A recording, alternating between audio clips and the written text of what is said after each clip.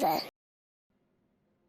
All right, what's going on YouTube? Today is another Keep It or Yeet It video brought to you by Hat. Today we're going to talk about boots in particular.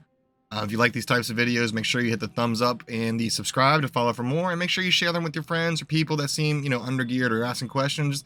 Send them this whole list of videos, and we'll see if we can make everybody just a higher tier player, you know what I mean? All right, let's get right into it. Thanks so much. All right, so as always, I have a little bit of a different camera angle, so bear with me, but as always, we start with the lowest tier of items, or the lowest magic grade of items. We're going to start with the set items because there is no real blue items or magic items that are worth talking about when it comes to boots. As always with Keep It and Yeet It, if it makes the list, we keep it. If it doesn't make the list, we yeet it. And then there's always that third one that I like to call the keep the one ofs, or keep one in the back pocket. Just make sure you have one of them. So worth picking up, worth keeping. First off, set items. Set items, we have the Tri-Res boots. That's pretty much the only set item worth looking for. In most cases, you're going to want 30 faster run walk. You're going to want resistance close to 30 on each. This is actually kind of low. And then faster hit recovery would be a big bonus. I'm kind of going to the priority of what is worth the most. After that, if you can get strength, life, anything else on there that's nice. Magic Find's okay, but the people that use these types of boots generally aren't killing monsters with it. They're generally using it for PvP and things like that. So Magic Find isn't a huge deal, but obviously if I had these boots, I might use them on a Magic Find character, to be honest with for this example specifically. The cold resistance or the resistances can get up to over 40 on each. So this is actually a little bit of a low example, but it's still great and a nice example at that. So if you come across it, ID your boots. If you find anything similar, based on how the stats roll, how high they are, you may have the most valuable item in the game. All right, next we're going into set items. Specifically, there's not many, but I did want to mention Alders Advanced Boots. They are very nice for a few reasons. They do have a decent amount of defense. The 40 faster run walk's actually a big deal. You're not going to find that on a lot of boots. That's actually really high. Lots of life, which is great, and a decent, if not a ton, of fire resist, which is also great. These are very decent boots, and at least they're not very rare as far as drop rate. Everybody should come across these eventually, so I don't think selling them is going to be very viable. But at least make sure you have one in your back pocket, because you never know when you have a character that you just need to run fast. Another boot that I wanted to mention in the set category that I normally wouldn't, but I do think that it's worth keeping one in the back pocket, is Immortal King's boots. The life is great. 40 faster run walk again is not common, but it's the only boots that give you attack rating. And I feel like that's important because there's a lot of builds that are starving for attack rating, especially if you're not using some of the other boots that we're going to talk about that have things like Crushing Blow. Maybe you're making that up on other items you're wearing, and you need the attack rating boost. This is a good way to get a little bit more attack rating. All right, moving on to unique boots. We do have the Goblin Toes, which is a very common item. It's not one that you're going to really sell for much, but it is something you want to keep in the back pocket. The 25% chance of Crushing Blow is the highest Crushing Blow you'll find on boots. And if you're trying to stack just Crushing Blow specifically, these are a great boot to have. They are upgradable or uppable using a cube recipe. So you can get them all the way up to they're a normal version. You can get them exceptional or elite. Just remember that it will change the strength requirement when you do that. So make sure you do your research, make sure that you're upping it to something that you can actually wear. And then the alternate version of these, or the better version in some scenarios, is the Gourd Rider boots. These do have the faster run walk, lots of defense. Open wounds, which is great for preventing monsters to heal, such as Ubers. Crushing Blow, which you'll need for Ubers and other, Crushing Blow is great. Deadly Strike is also nice. Negative Requirements is great. And these are uppable as well, especially if you need to make a Kixin. I would recommend upping these when you use these for her. These are not exceptionally rare. They are semi-common. Everybody comes across these eventually.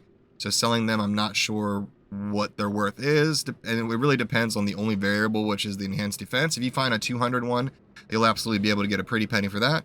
Otherwise, just depending on it, the supply and demand, you'll have to settle for something small if you are trying to trade it.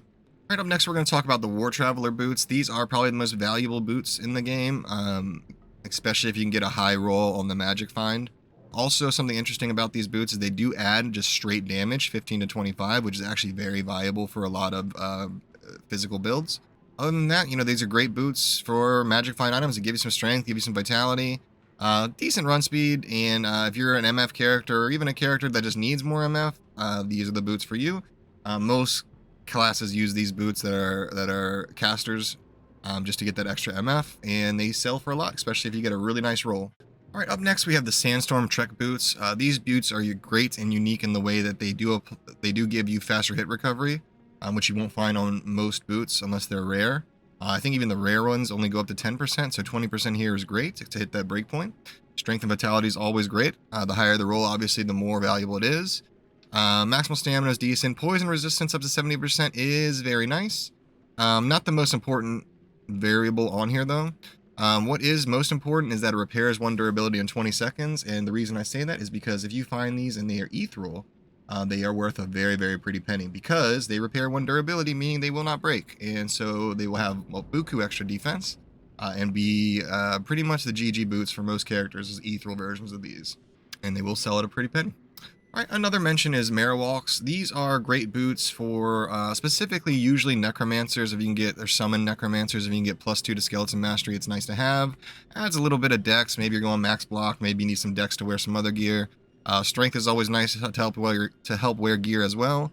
Regenerate mana, of course, and life tap charges, which we'll get into in a minute. So the 3 builds that I know that really use these are obviously Summon Necros. Then there's the Energy Shield builds, just because these boots regenerate mana. There's also crafted boots that do that, but like I said, we'll talk about that in another video.